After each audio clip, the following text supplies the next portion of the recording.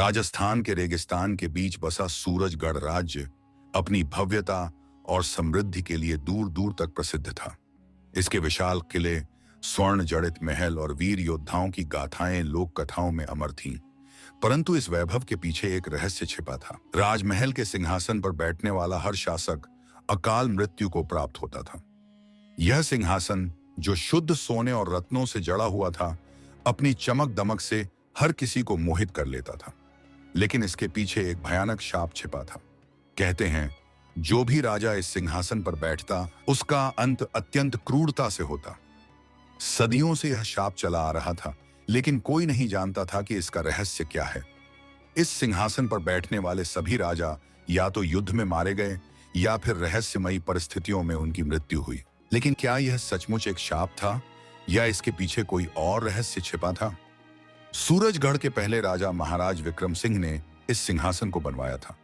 वे एक महान योद्धा और दूरदर्शी शासक थे, लेकिन उन्हें असीम शक्ति की लालसा थी। एक दिन उन्होंने एक सिद्ध तांत्रिक को बुलाया, जिसका नाम अघोरीनाथ था। अघोरीनाथ ने राजा से कहा, राजन, यह सिंहासन आपको अमर बना सकता है, लेकिन इसकी कीमत चुकानी होगी। राजा विक्रम सिंह ने बिना सोचे समझे हामी भर दी। अघोरीनाथ ने सिंहासन पर एक गुप्त तंत्र मंत्र किया और उसे एक शाप से बांध दिया।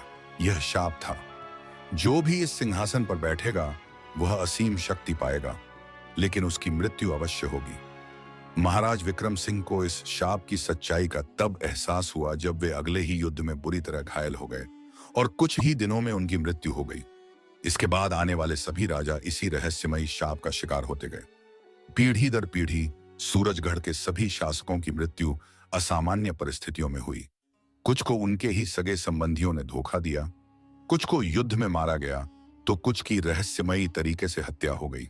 महाराज अर्जुन सिंह, जो सिंहासन के नए उत्तराधिकारी थे, इस शाप को तोड़ने का संकल्प लेते हैं। उन्होंने इतिहास के पन्नों को खंगाला और पाया कि इस अभिशाप की जड़ें उनके वंश में ही कहीं छिपी हैं।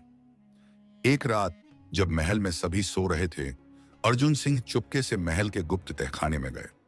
वहां उन्हें एक पुरानी पांडुलिपि मिली, जिसमें यह लिखा था कि अघोरीनाथ का एक शिष्य अब भी जीवित है और वही इस शाप को तोड़ सकता है। राजा अर्जुन सिंह ने तुरंत उस तांत्रिक की तलाश शुरू कर दी। कई महीनों की खोज के बाद उन्हें काल भैरव पर्वत की एक गुफा में रहने वाला एक वृद्ध तांत्रिक मिला, जो खुद को अघोरीनाथ का उत्तराधिकारी कहता था। उस तांत्रिक ने कहा, इस शाप को तोड़ना आसान नहीं राजन, इसके लिए तुम्हें अपने राज्य की सबसे मूल्यवान वस्तु का बलिदान देना होगा। राजा अर्जुन सिंह उलझन में पड़ गए। सूरजगढ़ की सबसे मूल्यवान वस्तु क्या थी? क्या वह स्वर्ण सिंहासन था? क्या वह उनकी रानी थी या फिर कुछ और? वृद्ध तांत्रिक ने बताया, सूरजगढ़ की सबसे मूल्यवान वस्तु तुम्हारा रक्त है राजन। केवल तुम्हारे बलिदान से ही यह शाप टूट सकता है। राजा अर्जुन सिंह को अब एक कठिन निर्णय लेना था। क्या वे अपनी जान देकर इस अभिशाप को खत्म करेंगे या इसे आगे बढ़ने देंगे? राजा अर्जुन सिंह ने अपनी प्रजा के कल्याण के लिए बलिदान देने का निश्चय किया। उन्होंने पूरे राजमहल को एकत्र किया और सिंहासन के समक्ष बैठ गए। तांत्रिक ने एक विशेष अनुष्ठान किया और जैसे ही राजा ने सिंहासन पर अंतिम बार बैठकर अपनी भुजा काटी, पूरा महल भयंकर गर्जना से कांप उठा। सिंहासन की चमक धीरे धीरे धुंधली होने लगी और वह मिट्टी में बदल गया। तांत्रिक ने कहा, अब यह अभिशाप समाप्त हो चुका है, सूरजगढ़ को नया जीवन मिलेगा। परंतु राजा अर्जुन सिंह इस बलिदान के बाद धीरे धीरे निर्जीव होने लगे। कुछ ही क्षणों में उनका शरीर ठंडा पड़ गया। राजा अर्जुन सिंह के बलिदान के बाद सूरजगढ़ को एक नया उत्तराधिकारी मिला, युवराज जय सिंह।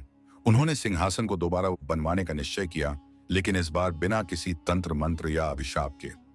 सूरजगढ़ की प्रजा ने अर्जुन सिंह को बलिदान का राजा नाम दिया और उनकी वीरता की कहानियां लोकगीतों में गाई जाने लगी।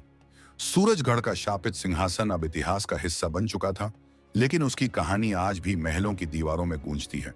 जब भी कोई सिंहासन के पास जाता तो उसे लगता मानो अर्जुन सिंह की आत्मा अब भी वहां खड़ी होकर अपने बलिदान की कहानी सुना रही हो।